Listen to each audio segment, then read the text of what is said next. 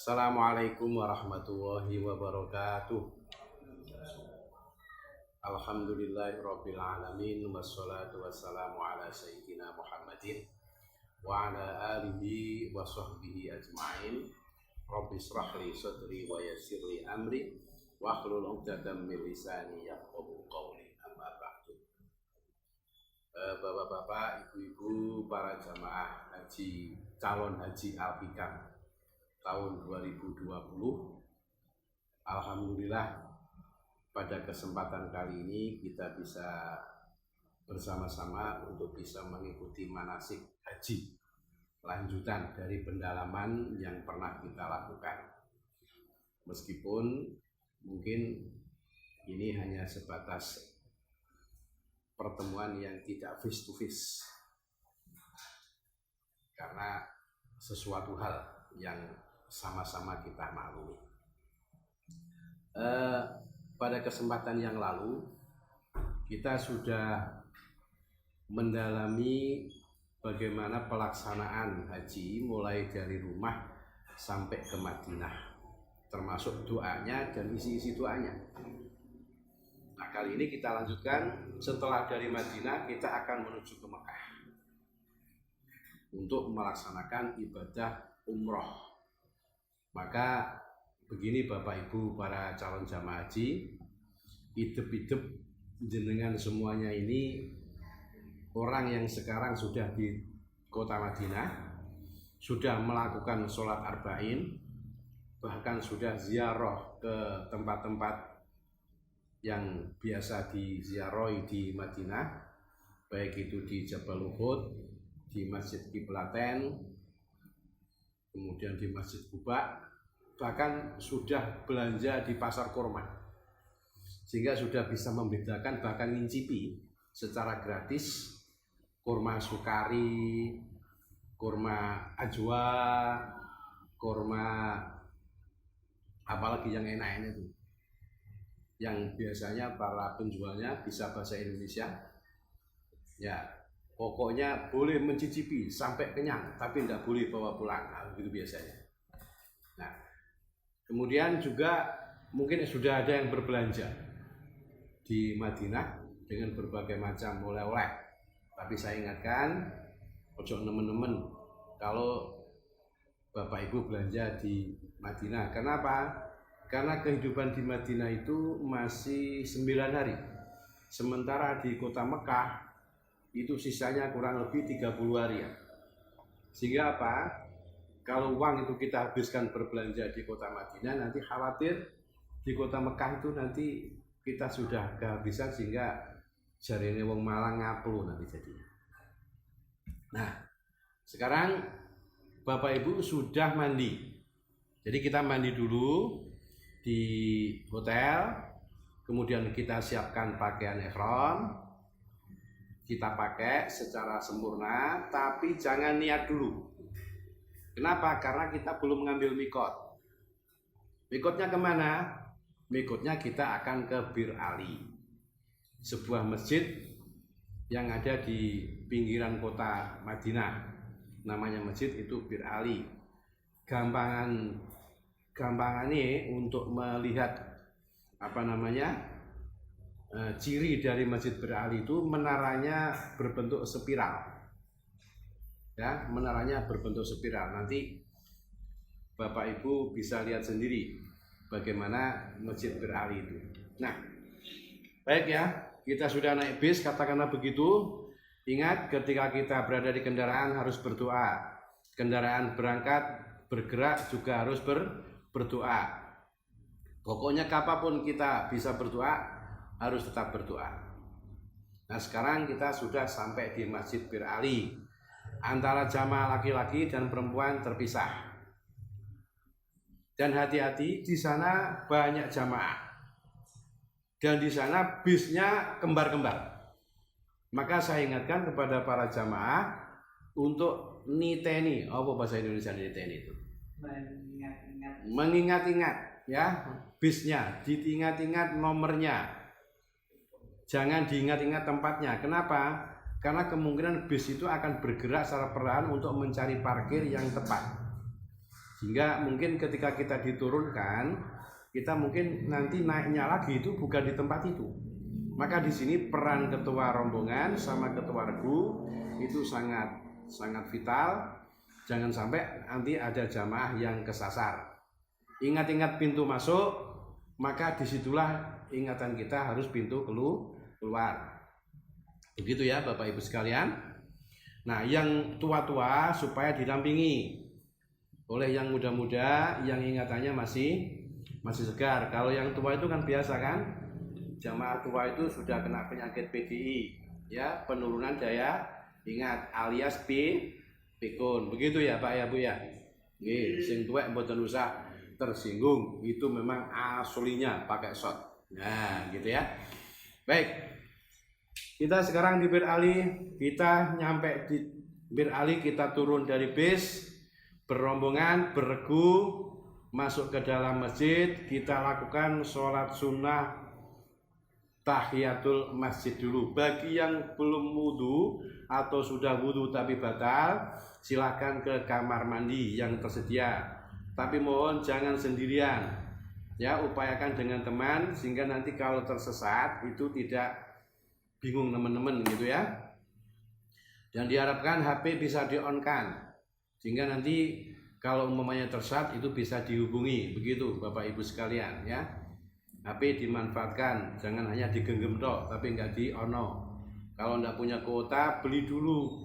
Ya, beli dulu. Jangan pinjam terus ke temannya. Baik, sekarang katakanlah kita sudah melakukan sholat tahiyatul masjid. Kemudian setelah itu sholat sunnah 2 rakaat untuk ihram ya. Jadi ketika masuk Masjid Bir Ali ini ada tuntunan doanya. Mungkin masih ingat Bapak Ibu sekalian. Silakan. Allahumma ufirli dzunubi waftahli abwaaba rahmatik. Seperti kalau Bapak Ibu masuk di masjid-masjid yang ada. Apakah itu di masjid di Indonesia ataukah masjid mana? Jadi doanya adalah Allahumma ufirli dzunubi waftahli abwaaba rahmatik. Begitu ya. Bisa dilihat, bisa dibaca. Mungkin gedang-gedangan gelas. Nah, kemudian sholat tahiyatul masjid, setelah itu sholat sunnah ihram dengan niat apa? Usolli sunnatal ikhrami rak'ataini lillahi ta'ala. Digrentekno ndek ati. Nggih, sebab niat iku ana ning jero ati, bukan sekedar di bibir, bukan sekedar di lesan kita. Nah, kemudian sempurnakan pakaian ihram yang kita pakai setelah kita sholat.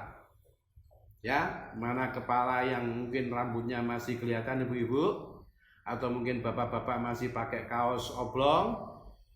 Nah, itu supaya disempurnakan. Begitu pula mungkin meskipun sudah sempurna tapi kok kurang singset, supaya disingseti. Kenapa begitu? Karena kita akan melakukan perjalanan cukup jauh dalam waktu yang cukup lama. Yakni dari Madinah ke Mekah itu tidak kurang dari 450 km. Ya, setelah kita sampai sana pun nanti kita tidak langsung bisa ihram umroh, tapi kita harus istirahat dulu, noto koper dulu, kan begitu kan? Nah, begitu. Termasuk makan. Nah, maka pakaian ihram supaya ditoto. Baik, ketika sudah selesai ditoto, Mas keluar dari masjid secara berombongan, ingat-ingat bisnya tadi, kemudian naik bis secara tertib, satu rombongan, satu bis. Dan ini tidak bisa dijagakno bahwa satu Al-Hikam itu berangkat bareng konvoi, itu tidak bisa. Ya, bisa jadi bis 1, bis 2 bisa bareng, atau bahkan bis 1, bis 2 pisah. Nah, makanya di sini ketua rombongan, ketua regu yang sangat menentukan sekali. Baik. Ibaratnya kita sudah naik bis dan kemudian kita akan membaca niat umroh bersama-sama. Mungkin dipimpin oleh ketua rombongan atau oleh orang-orang yang ditunjuk, yang dipandang lebih mampu dan lebih bisa jelas suaranya memimpin. Apa bacaannya? Masih ingat niatnya umroh? yakni nawaitul umrata wa ahramtu biha lillahi ta'ala. Atau kalau kepengen singkat, labbaik Allahumma umratan. Begitu saja. Tapi biasanya jamaah haji al-ikram itu suka yang mendawa-dawa, biasanya begitu. Jadi nawaitul umrata wa ahramtu biha lillahi ta'ala. Kemudian dilanjutkan dengan apa setelah kita niat? Dengan, nah ini gambarnya Masjid Bir Ali, ini gambarnya terlambat mestinya tadi itu ya. Nah ini gambarnya malah mari niat isi ono gambar ini. Iki sing noto, maklum lah. Nah, setelah kita berihram, kita membaca doa. Doa ini Allahumma uharrimu sya'ri wa basari wa jasadi wa jami'a jawarihi min kulli syai'in haramta alal muhrimi abtaghi bidzalika wajhakal karim ya rabbal alamin. Apal mboten? Jelas mboten apa. Saged maca mboten wonten latine. Nggih sak isone nggih sing saged maca alhamdulillah. Ngoten nggih. Nah sing dereng lancar ngaji ya mboten napa-napa. Apa itu mengurangi sah tidaknya haji? Mboten, nggih mboten napa-napa. Tapi lebih afdol, lebih utama kalau orang pergi haji itu juga bisa ngaji. Ngoten nggih. Mulane teng mriki wonten program ngaji bersama nggih sebelum kita berangkat haji. Allahumma waharrimu sya'ri wa basari wa jasadi wa jami'a jawarihi min kulli syai'in haramta. Ya Allah, pada kesempatan ini saya melarang atau mengharamkan diri saya dari segala hal yang kau haramkan. Baik itu untuk rambutku, kulitku, jasadku dan seluruh anggota tubuhku yang memang tidak boleh kau pakai atau kau larang gitu. Nah, ini semuanya saya berharap untuk mendapatkan kemuliaan darimu, wahai Zat yang maha mulia, begitu. Nah, kemudian setelah itu membaca talbiyah bareng-bareng. Labbaik Allahumma labbaik, labbaik la syarika laka labbaik, innal hamda wan ni'mata laka wal mulk la syarika lak.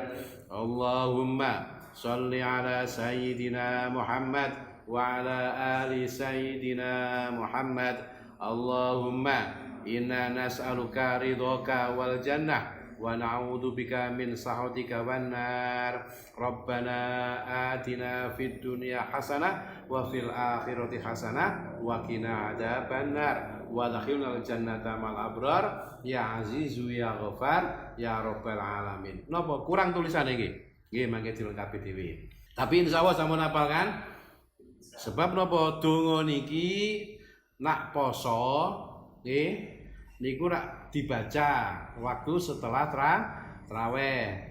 Setelah witir kan ngoten biasa niki. Allahumma inna nas'aluka ridhaka wal jannata wa na'udzubika min sakhatika wan nar. Nah, sing penting Bapak Ibu talbiyahe aja sampai keliru nggih. Labbaik Allahumma labbaik, aja labbaik tok ae. Nggih. Labbaik lama-lama baik. Ora baik ya dianggap baik. Lama-lama kan jadi baik. Begitu ya? Baik itu artinya bukan berarti apik mboten. Labbaik itu artinya aku penuhi panggilanmu ya Allah. Begitu. Karena kita ibadah haji itu dipanggil oleh Allah untuk menunaikan ibadah di tanah suci. Nah, begitu ya. Jadi gitu. Jadi aku penuhi panggilanmu ya Allah dengan segala macam hal, dengan segala ketulusan dan keikhlasan. Dan sesungguhnya yang namanya pujian dan kenikmatan itu adalah milikmu. Maka kalaupun sekarang aku bisa naik haji, itu ya karena ada apa? Ada nikmat, ada rezeki yang kau berikan kepada kami. ada kemampuan, ada kemauan, ada kesadaran untuk bisa berangkat haji. Gimana nggih? Sebab orang itu meskipun dia punya kemampuan, tapi kalau nggak ada kesadaran, nggak katene berangkat. Alasannya ono, ini ngenteni anake gede, ngenteni anake wis mari sekolah. Donge mari sekolah jarene engko ae anakku wis mari rabi. Engko anake wis mari rabi jek ngomong maneh, engko ae anakku wis iso gawe omah dhewe. Ngoten nggih. Akhire tuwek gak sida budal haji. Nggih mboten? Nggih. Mulane saniki kathah jamaah sing tuwek. Ya Allah. Ngapunten. Kita lanjut. Setelah itu apa? Yo gambare keri maneh iki. Nggih mestine mangke nggih dilewati mawon ya. Niki. Nah, niki masuk pringgo wonten niku. Sampun lewati mawon nggih, dianggap sampun. Baik, dari Bir Ali, dari kota Madinah mau kemana kita? Kita akan menuju ke Mekah. Nah, ke Mekah. Perjalanannya 450 km, ditempuh dalam waktu kurang lebih ya sekitar 7 jam. Dan ada istirahat 1 kali di rest area. Nah, sepanjang perjalanan ingat, Bapak Ibu dalam keadaan ihram, maka seluruh larangan ihram harus dipatuhi. Kalau tidak, maka akan kena dam. Ya, akan kena dam. Masih ingat apa saja larangan-larangan ihram, Bapak Ibu, ketika dibimbing oleh Ustadz Hadi? Masih ya? Tidak boleh pakai wangi-wangian, tidak boleh memotong kuku, memotong rambut, begitu ya? Tidak boleh berpakaian yang berjahit dan lain sebagainya. Itu semuanya harus dipatuhi. Pak, harus takon. Kalau saya batal gimana? Dalam keadaan ihram ora popo. Nggih. Dalam keadaan ihram kita batal enggak apa-apa. Panjenengan mau pipis silakan pipis. Nggih, panjenengan mau kamar besar, kamar kecil untuk buang air besar nggih monggo. Itu tidak masalah. Yang penting ojo sampai ketika kita berada di kamar kecil kain ihram kita kena najis. Karena kalau kita kena najis harus ganti. Sebab apa? Ketika tidak ganti kita pakai sholat tidak sah nanti jadinya. Lah ganti kain ihram itu kan sak perkara. Mungkin apa betul? Nih. Ya kalau sendirian 1-2 orang, nah jamaah haji jumlahnya banyak. Nggih. Ngapunten, Qur'ane rada selang. Nah, penting jaga. Jadi ketika persoalannya begini, ketika di rest area kamar kecilnya itu modelnya jumbleng. Semerap jumbleng. Zaman biyen, jadi kalau zaman sekarang WC itu kan pakai gulu banyak. Kalau di Mekah itu kebanyakan jumbleng. Jadi ketika kita pipis opo beol itu ya maklum gitu aja. Maklum gitu aja itu. Lah airnya itu biasanya tekanan cukup besar. Ini kalau panjenengan nggak hati-hati ketika membuka keran, kemudian keran itu kena air kencing kita, maka bisa nyiprat kemana-mana. Ya maka harus hati-hati itu. Ya, itu biasanya di rest area seperti itu. Terus juga ngantri, karena memang yang datang banyak. Ketika ngantri juga hati-hati. Bagi yang nuwun sewu, nah wis tuwek kan kadang-kadang ada penyakit namanya beser, alias uyuan.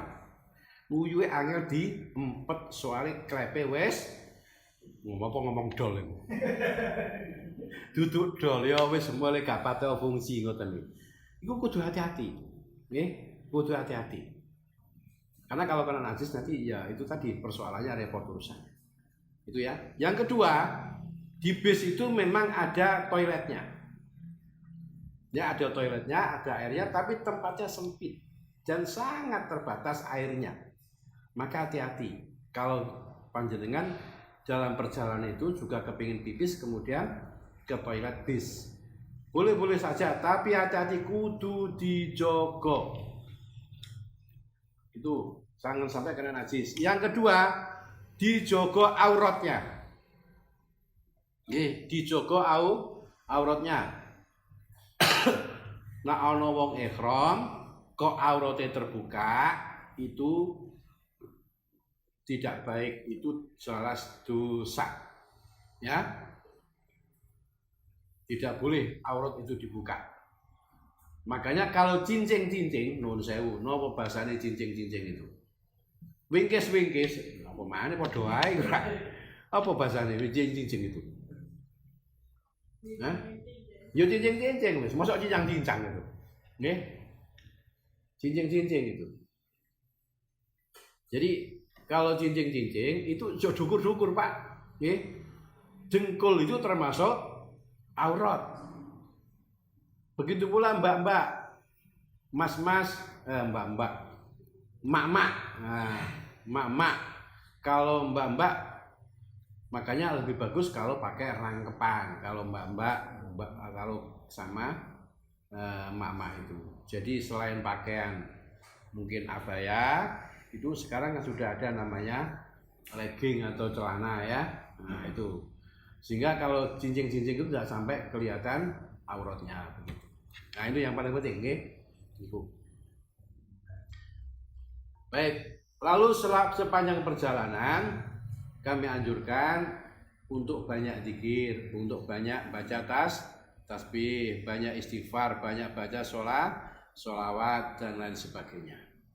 Kemudian nanti sebelum masuk kota Mekah, kita akan diperiksa di checkpoint namanya ya, berhenti sejenak. Di situ paspor kita akan diperiksa oleh petugas dan itu urusannya sopir. Oke. Ketua rombongan keluarga gak usah melok-melok. Terus merono kaget, lho kok paspornya diadai kresek digawa metu. Mboten usah bingung, itu tanggung jawab sopir. Dah.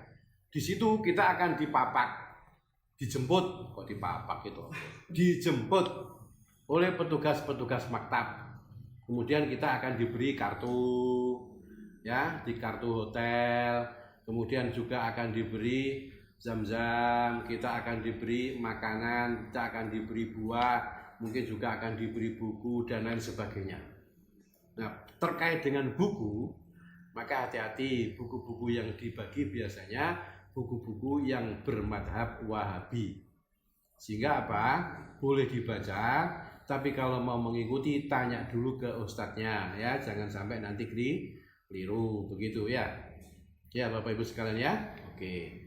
Baik, singkat saja kita akan masuk kota Mekah.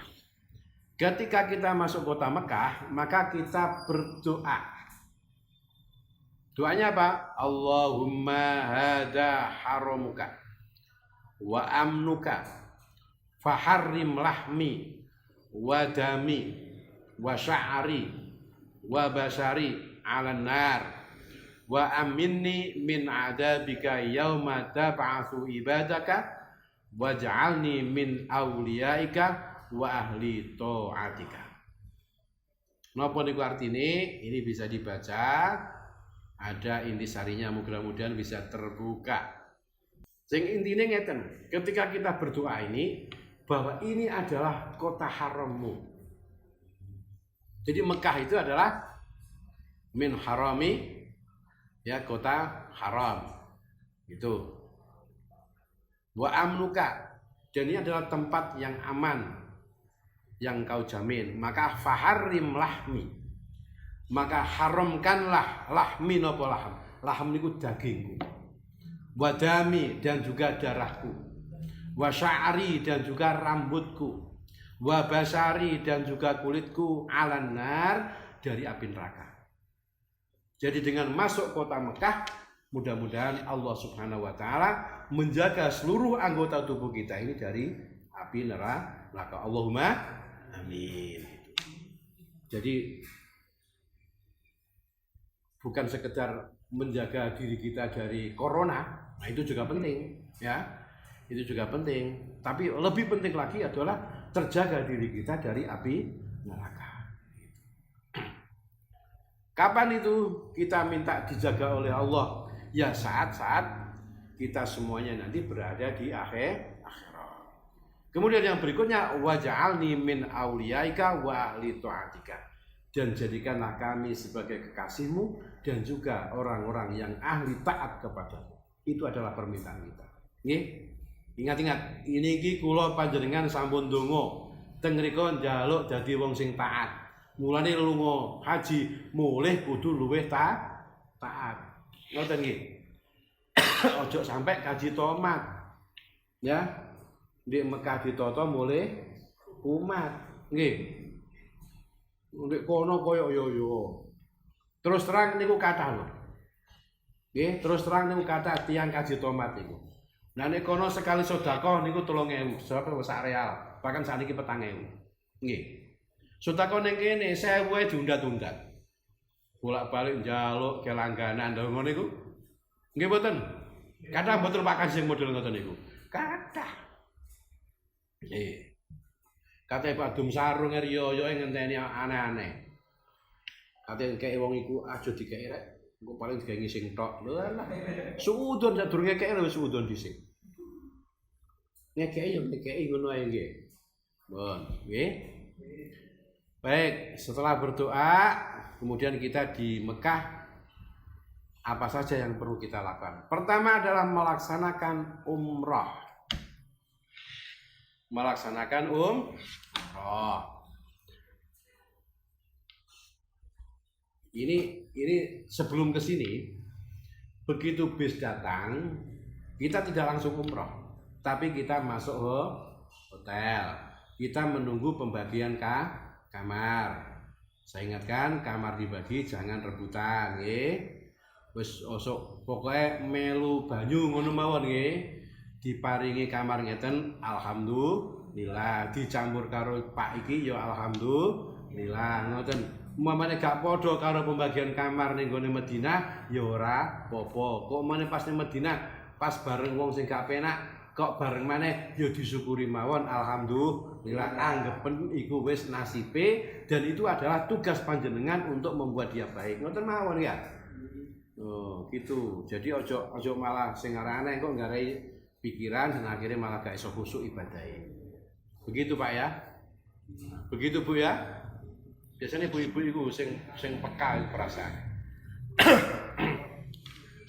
Nah setelah itu maka koper dimasukkan ke kamar masing-masing. Kok umpamane koper durung ketemu dicari dan tidak usah panik. Kok koper hilang, tidak hilang. Saya jamin tidak hilang. Insya Allah seluruh petugas amanah. Ya, mulanya yang penting dititeni. Apa mana dititeni itu? Diingat-ingat. Kopernya itu tandanya apa? Sebab warnanya sama. Ya, dikasih tanda yang jelas biar mudah. Kekoduduan wis ketok. Mulanya digandoli ulek-ulek. Nah, gak apa-apa sak coweke pisan. Ya, itu ya. Ini jelas itu gonku kan. Iku wong Arab ini apa ya? Dianggap senjata, pistol malah bahaya itu nanti.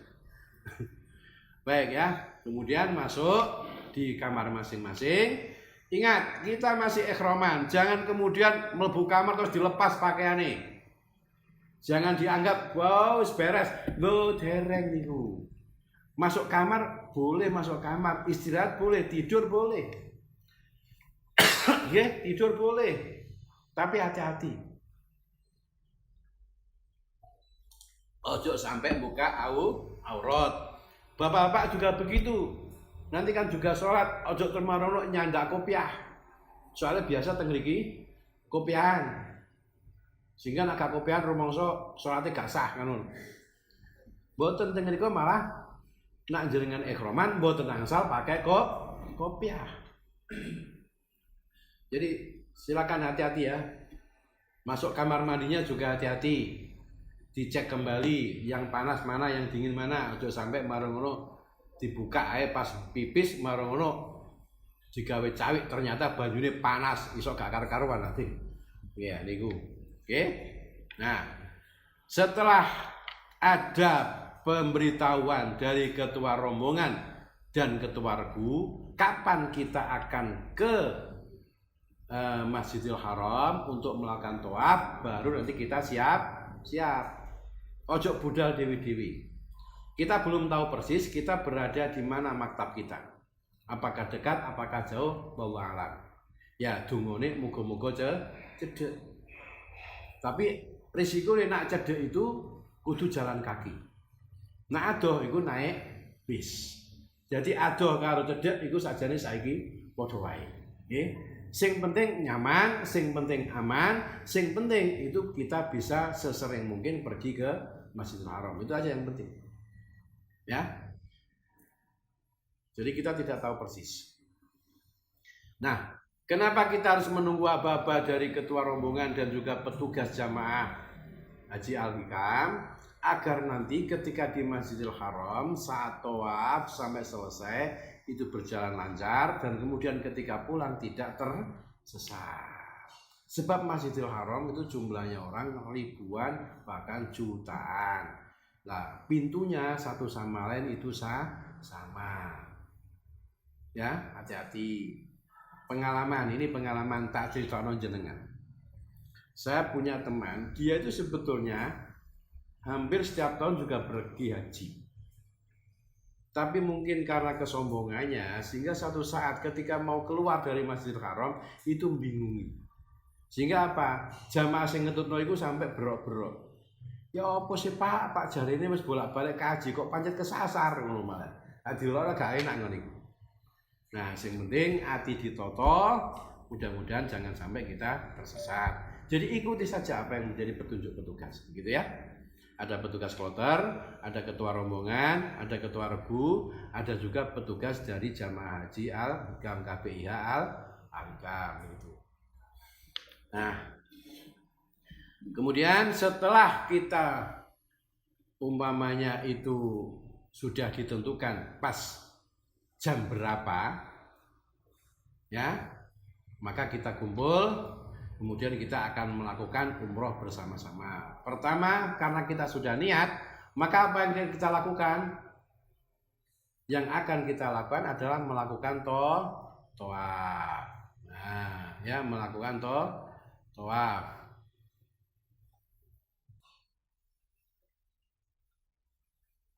Baik, kita akan tawaf dan kita akan masuk dulu ke Masjidil Haram.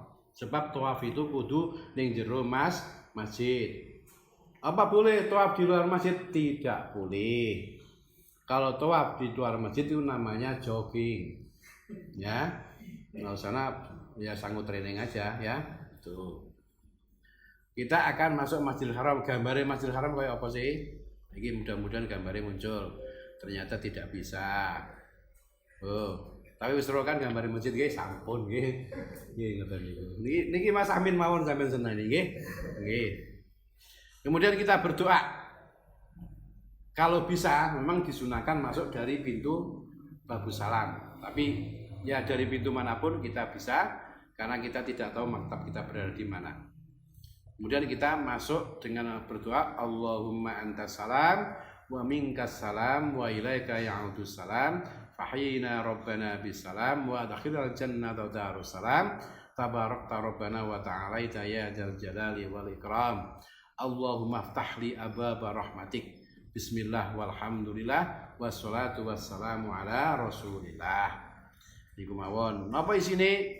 Insyaallah panjenengan sampun pirsa karena doa ini kita baca saat kita berada setelah sholat. Tapi ndak apa-apa, niki wonten nggih. Pertama isine masuk napa? Masuk tanah suci niku mun wonten niku nggih. Masuk Masjidil Haram, mohon keselamatan urip. Ya apa carane urip iki iso slamet? Slamet uripe, slamet teko penyakit. Ya slamet teko ujian. Slamet teko kejahatan. Slamet dari berbagai macam cobaan. Dan yang paling penting mudah-mudahan selamat agama kita. Selamat iman kita. Nggih, itu yang paling penting. Nah. Kemudian setelah kita masuk Masjidil Haram, apa yang kita lakukan? Kita akan melihat Ka'bah. Nggih, melihat Ka'bah. Biasanya orang yang pertama kali melihat Ka'bah itu bergetar hatinya. Apa maneh wis suwe kepingin banget kepingin roh Ka'bah langsung. Maka kadang-kadang dia lupa diri sampai nangis gak karu-karuan. Nah, padahal dia masuk ke Masjidil Haram itu ingin apa sih? Kan melakukan tawaf. Ojo sampai boleh nangis tapi ojo sampai lali. Nih. Nah, yang penting ketika melihat Ka'bah monggo berdoa.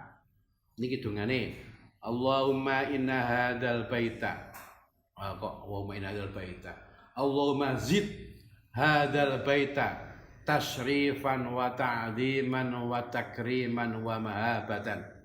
Wazid man syarrafahu wa 'azzamahu wa karramahu ya mimman hajjahu awi tamarahu tasrifan wa takriman wa biran. Ketika masuk ke sana itu iniki wonten intisarine jenengan mangke saged foto. Nah, oke, masuk Masjidil Haram sudah melihat Ka'bah kok mohon kemuliaan dan kewibawaan. Aslinya ngeten, ya Allah ini adalah Baitullah, maka tambahilah Baitullah ini kemuliaannya, keagungannya dan kewibawaannya, maka tambahi pula orang yang mengagungkan, orang yang memuliakan, baik itu dari jamaah haji ataupun dari jamaah umrah. Ditambah apa? Ditambah kemuliaan, ditambah keagungannya, dan juga ditambah kebaikannya. Mulane ndelok Ka'bah itu ojo sampai ono perasaan ngenyek, napa ngenyek itu? Meremehkan. Umpamane nuwun sewu niki contoh. Lho wong kotak ngene ae kok diparani wong akeh. Ojo sampai ngoten. Nggih. Itu memang kotak, tapi itu sudah dimuliakan oleh Allah. Ya sudah dimuliakan oleh Allah dan itu menjadi punjernya orang-orang yang tawaf. Baik, sedikit sejarah tentang Ka'bah ini. Ka'bah ini sejarahnya itu sudah ada pada masa Nabi Adam. Dari jauh sebelum Nabi Ibrahim itu sudah ada. Hanya saja bentuknya tidak seperti yang sekarang Bapak Ibu lihat. Hari ceritanya begini. Ketika para malaikat itu diberi kabar oleh Allah bahwa Allah itu akan menciptakan makhluk namanya manusia, itu kan malaikat itu agak ragu-ragu.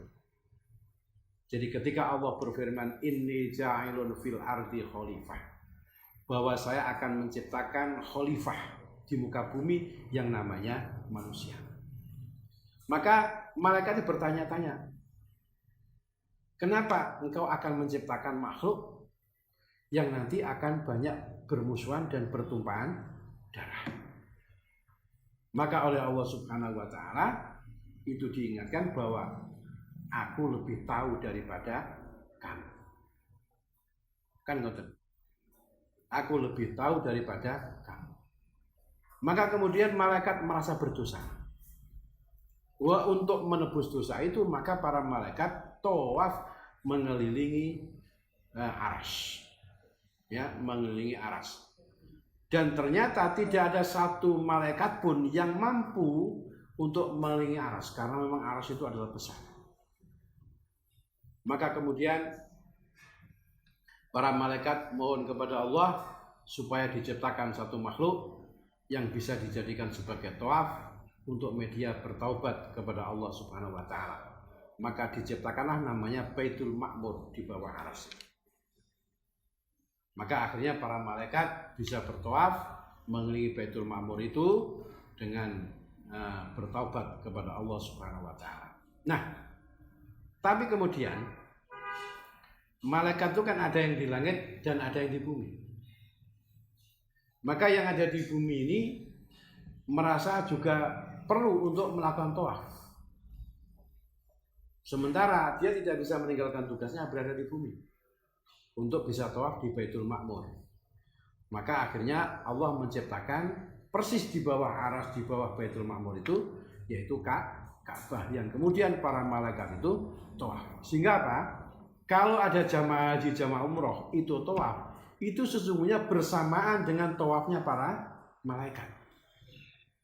Ya, bersamaan dengan tawafnya para malaikat. Maka disinilah kita sudah bisa merasakan kesakralan orang yang bertawaf. Kenapa? Karena kemungkinan doa-doa kita itu diamini oleh malaikat. Dan kalau doa kita itu diamini oleh malaikat, tentu doa itu adalah mustajabah. Sebab doanya malaikat itu mustajab. Sebab malaikat adalah makhluk Allah yang tidak pernah berbuat dosa. Ya, selalu melakukan apa yang menjadi perintah Allah Subhanahu wa taala. Sekali diperintah tidak ada tawar menawar, gak podo karo awaan. Awaan ini diperintah nggih, tapi kadang-kadang boten kepanggih. Ngoten. Dilarang ya ngono, nggih, tapi kadang-kadang ora kepanggih. Karena begitu. Ayo ngulon. Oh nggih. Mandek meneng ae, ora apa-apa. Ayo sedekah. Mangke riyin. Ngono kan? Ayo jamaah. Nggih, benjing. Saniki napa kesel? Monggo tahajud. Anu mawon, jangan riyin. Mangke mawon nak menjelang subuh, 14 sampai subuh. Nggih, itu. Ya. Jadi sekali lagi kalau kita sedang berdoa, sedang tawaf sambil berdoa itu bersamaan dengan tawafnya malaikat. Baik, kemudian kita juga akan melintas Maqam Ibrahim. Maqam Ibrahim itu satu tempat yang ada di depan Ka'bah persis. Nah, Maqam Ibrahim apakah itu kuburannya Nabi Ibrahim? Mboten. Jadi Maqam Ibrahim itu adalah satu lempengan batu tempat berpijak Nabi Ibrahim ketika membangun Ka'bah, ketika menembok atau meninggikan bangunan Ka'bah.